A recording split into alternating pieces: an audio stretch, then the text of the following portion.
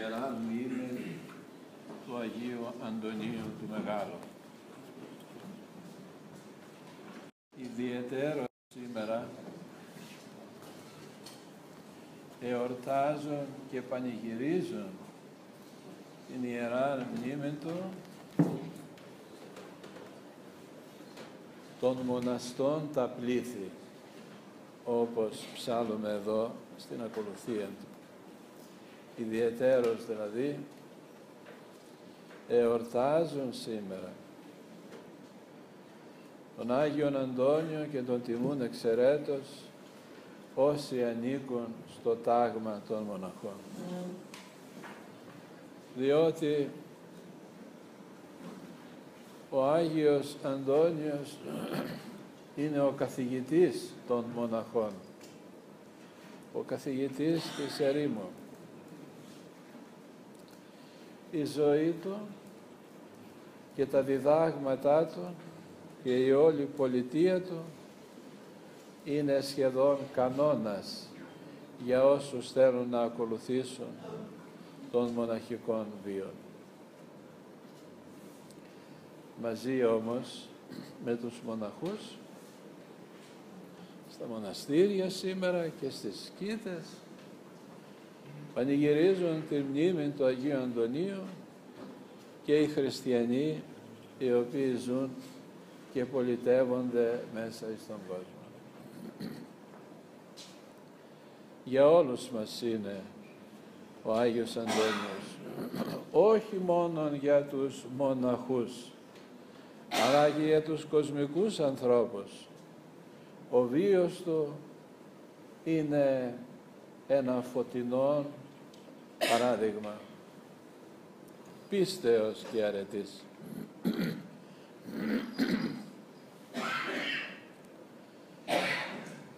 Διότι ο στόχος τόσο των μοναχών όσο και των κοσμικών ανθρώπων είναι ένας: η Βασιλεία των Ουρανών. Οι δρόμοι για να φτάσει κανένας στην Βασιλεία του Θεού είναι πολλοί. Έτσι γενικά είναι δύο οι δρόμοι. Ο ένας είναι ο δρόμος του πιστού κοσμικού ανθρώπου χριστιανού και ο άλλος είναι ο δρόμος των αγάμων χριστιανών.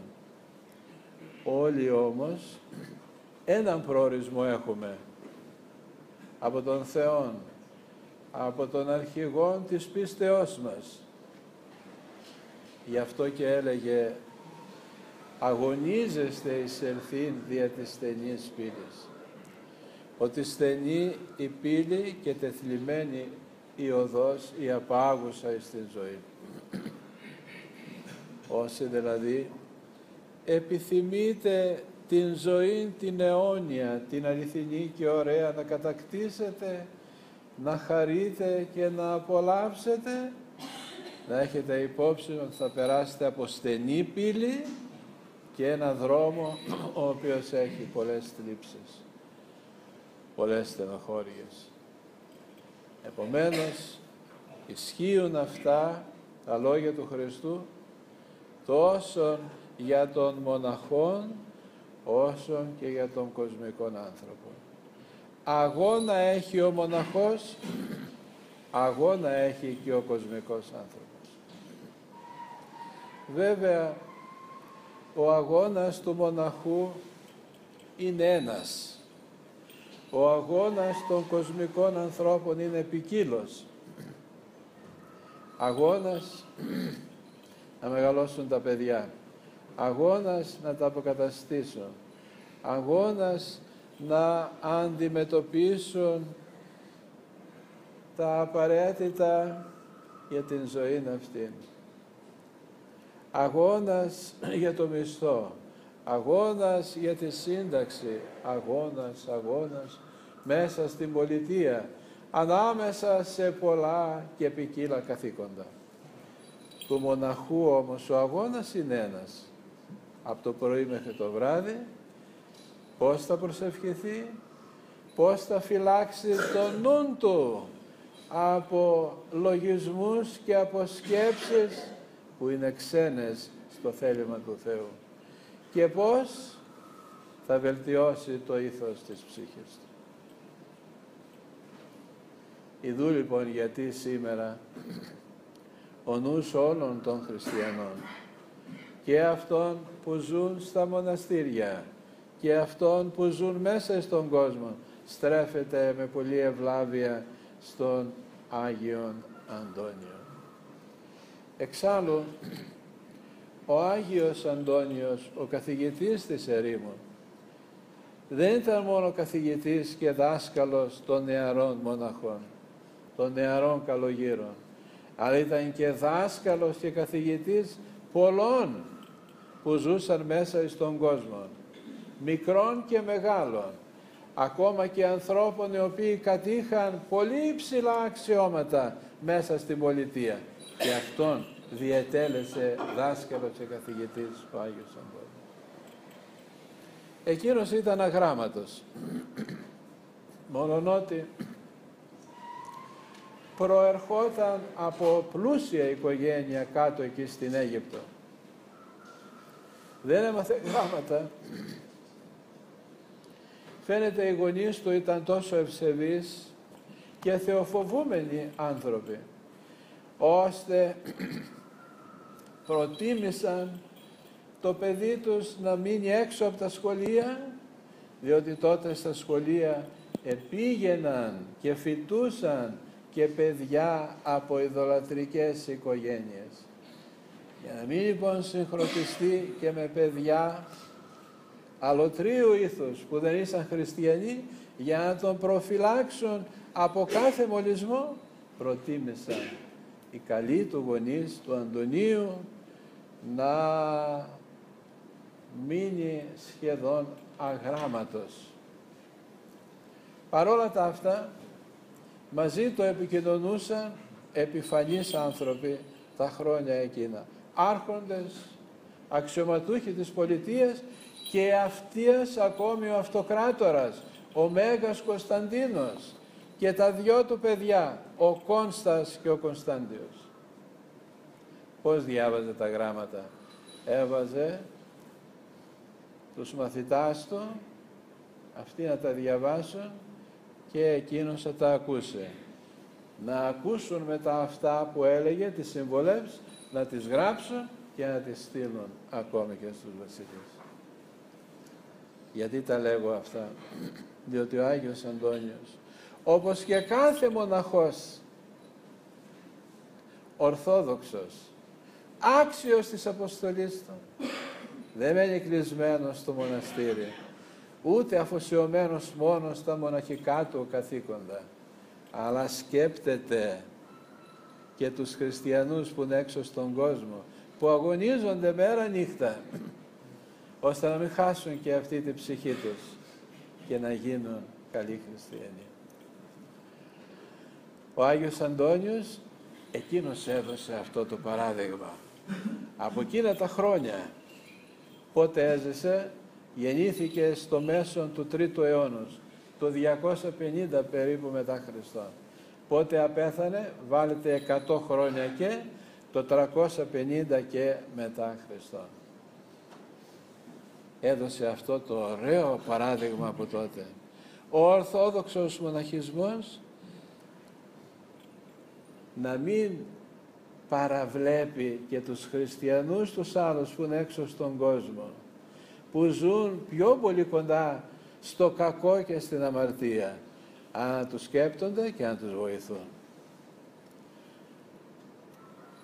Γι' αυτό όταν πληροφορήθηκε εκεί που ζούσε ότι ξέσπασε διωγμός μεγάλος κατά των χριστιανών, άφησε το μοναστήρι του και κατέβηκε κάτω στην Αλεξάνδρεια για να βοηθήσει τους χριστιανούς εκείνους οι οποίοι ήσαν έτοιμοι για το μαρτύριο, να μην χάσουν το στεφάνι του μαρτυρίου, αλλά παραμείνουν σταθεροί και ακρόνητοι του Χριστού την πίστη την Αγία.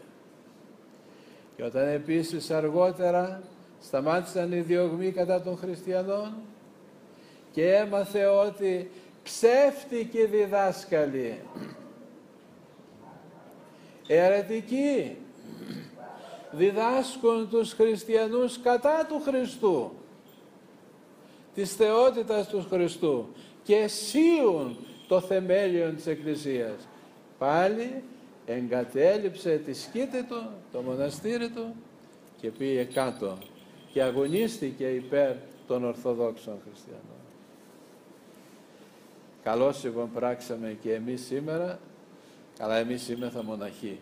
Και εσείς που δεν είστε μοναχοί, που ήρθατε εδώ στον ναόν αυτόν, των Φερόνιμων του Αγίου μας, για να τιμήσετε τη μνήμη του και να ζητήσετε τις πρεσβείες του εις τον Πανάγαθον Θεό.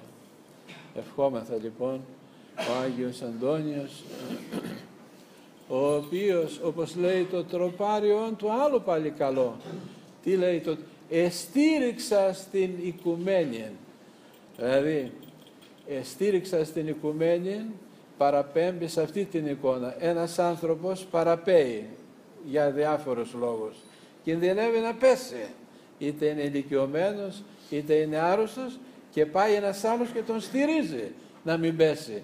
Έτσι λέει και εσύ, Άγιε Αντώνιε, με την πολιτεία σου, με τα πνευματικά σου κατορθώματα και ιδίως με τις προσευχές σου, μη μέρες και νύχτες ολόκληρες, εστήριξα στην οικουμένη που κινδύνευσε να πέσει. Τώρα, από πού κινδύνευσε η οικουμένη δεν ξέρουμε. Μόνο ο Θεός το ξέρει και εκείνος. Δεν τα ξέρουμε όλα.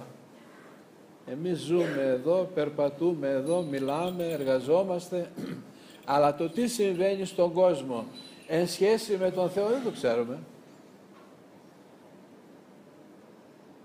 Και πώς ο Θεός μέχρι πότε αντιμετωπίζει το κακό που υπάρχει, διότι υπάρχει, το γνωρίζετε πολύ, υπάρχει πολύ κακό στον κόσμο, πολλή αμαρτία, μεγάλη διαφθορά, αδικία, κακία.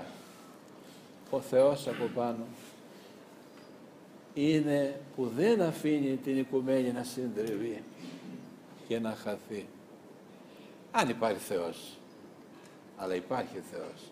Αν υπάρχει δικαιοσύνη, και υπάρχει δικαιοσύνη. Αφού είναι Θεός, είναι δίκαιος. Κύριος λέει δίκαιος και δικαιοσύνης αγάπησε. Λοιπόν, ο Άγιος Αντώνιος εστήριξε την οικουμένη που κινδύνευσε να πέσει κάτω και να συντριβεί. Παρακαλούμε λοιπόν και πάλι με συντριβή ψυχής τον Άγιό μας, τον Μέγαν Αντώνιο, τον θαυμαστόν εν της έργης αυτού.